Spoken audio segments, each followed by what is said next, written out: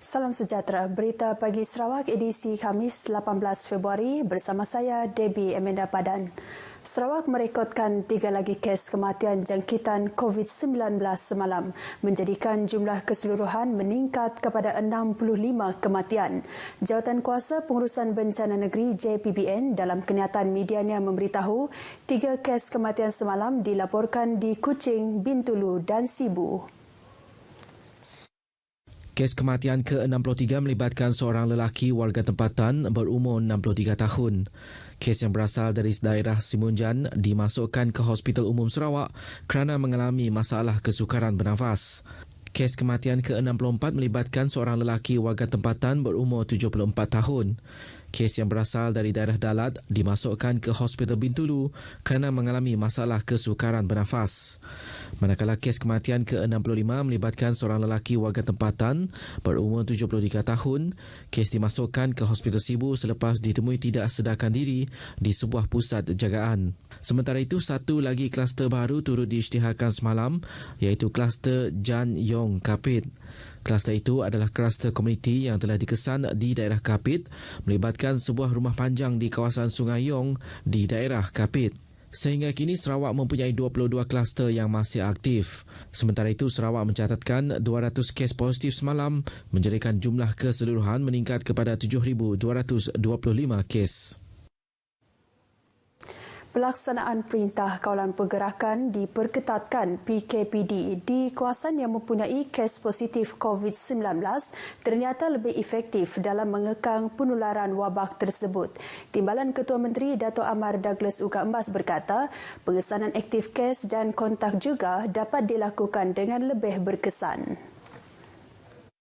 Nanti dia tu nak PKPD bakal di kampung Haji Bakir nyok dan total lockdown area-nya, lalu di kondon, lalu kontrol nadai orang terutama orang dalam tu pernah boleh masuk. Harinya kami bertanya efektif. Beliau menyatakan demikian semasa sesi live Facebook yang dihostkan oleh Pengerusi Majlis Perbandaran Sibu MPS Clarence Ting. Mengenai keputusan pelaksanaan Perintah Kawalan Pergerakan Bersyarat PKPB di seluruh Sarawak, Dato' Amar Douglas Ugah berkata, keputusan itu diambil selepas pertimbangan menyeluruh daripada pelbagai aspek.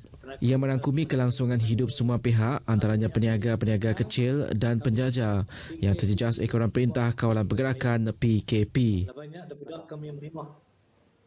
4 rumah panjang dalam daerah Beluru masih lagi dalam Perintah Sekatan Pergerakan. Menteri Bertanggungjawab bagi Jawatankuasa Pengurusan Bencana Bahagian JPBB Biri, Dato' Lee Kim Shin dalam satu kenyataan memberitahu rumah panjang itu ialah Rumah Pengabang, Rumah Matthew Tiri, Rumah Lawang dan Rumah Banyan. Perintah Sekatan Pergerakan terhadap penghuni di rumah panjang tersebut dilaksanakan sejak 7 Februari hingga 21 Februari ini.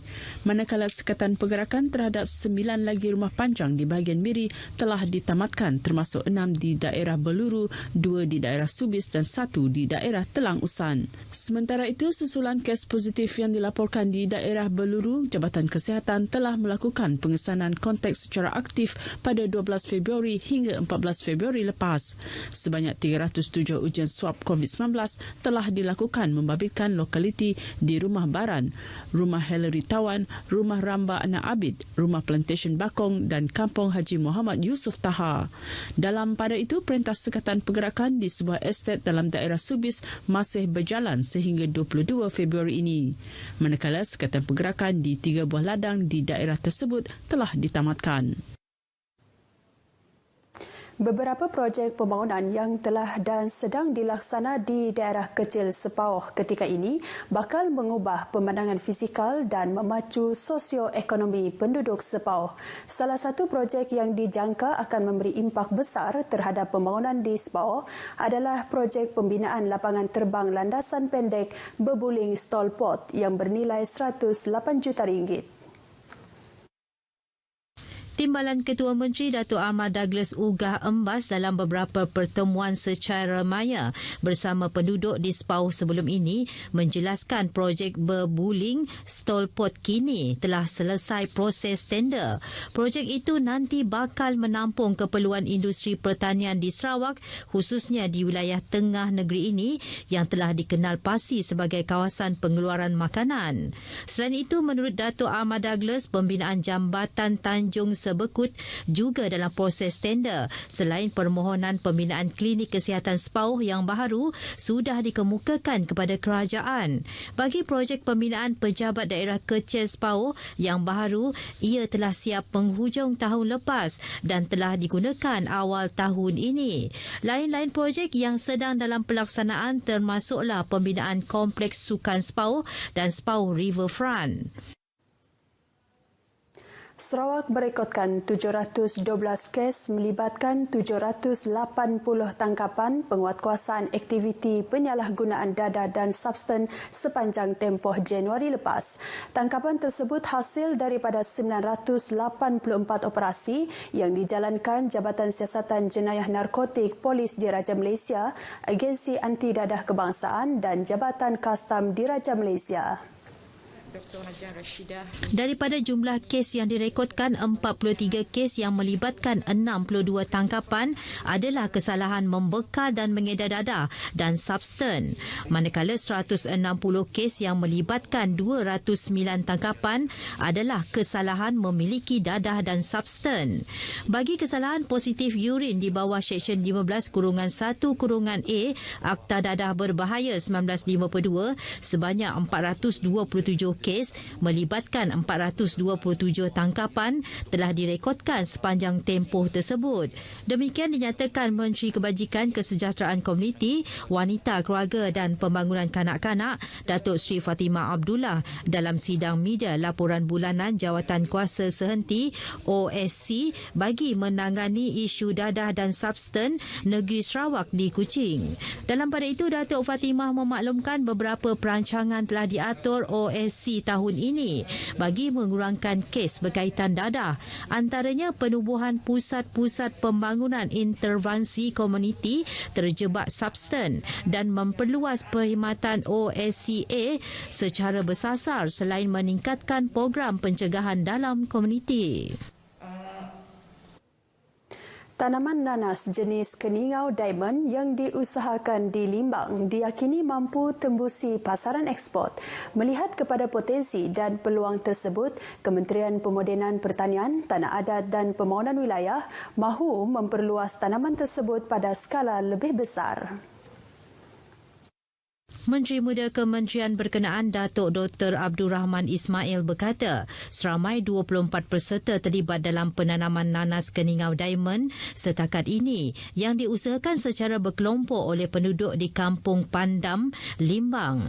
Ujarnya setiap peserta bertanggungjawab mengusahakan tanaman seluas 0.40 hektar seorang dengan diberikan bantuan dan hikmat nasihat daripada Jabatan Pertanian. Dan kita yakinlah projek ini ada potensi untuk berjaya dan di kawasan ini ada lagi tempat yang boleh kita perluaskan seluas lebih kurang 90 ekar milik petani-petani di sini, juga telah mempunyai infra yang sudah sedia adalah peparitan dan boleh diperkembangkan di masa hadapan.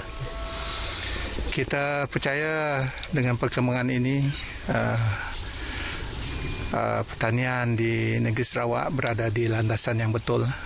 Bercakap demikian kepada media selepas melakukan lawatan ke Kampung Pandam, beliau menyatakan Limbang mempunyai potensi besar dalam bidang pertanian. Menurutnya, usaha ke arah menjadikan Sarawak sebagai pengeksport bersih produk berasaskan pertanian menjelang 2030 dapat direalisasikan.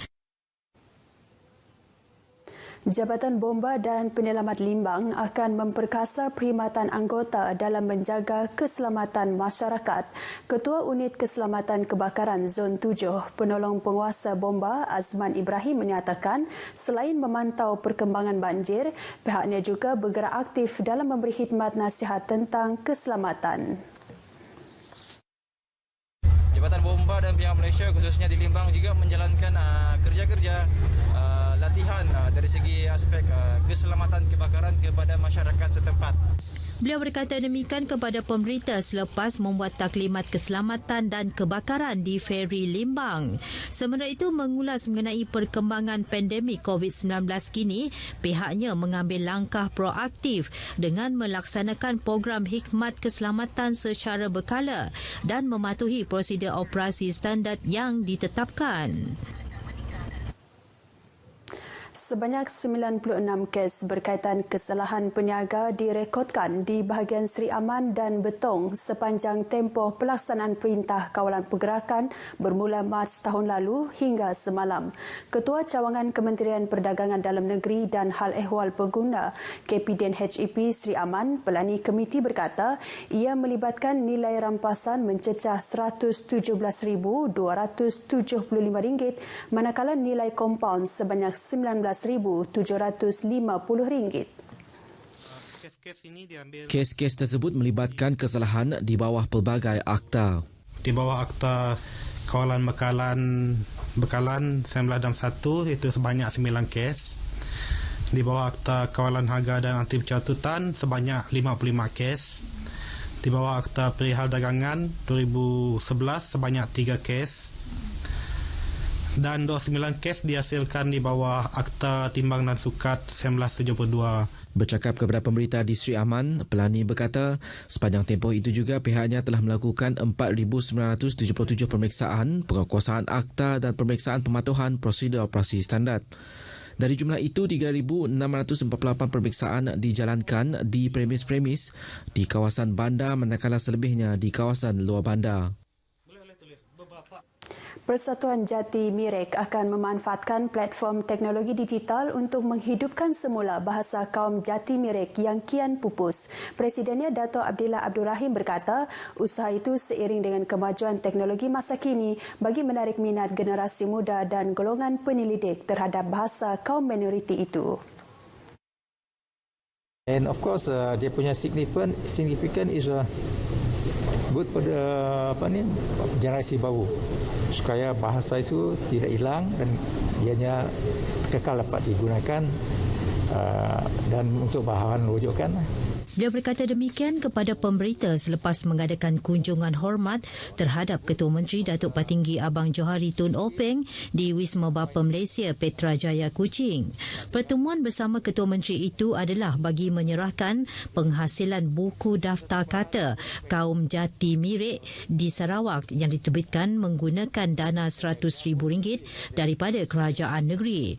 Selain itu, sebuah kamus Jati Mirek juga sedang diusahakan bagi memperluas bahasa tersebut untuk jangka masa panjang. Sekian berita Pagi Sarawak edisi 18 Februari. Kita semua berperanan penting dalam usaha mengawal penularan COVID-19. Dengan itu, saya Debbie Amelia Padan. Sehingga berjumpa lagi.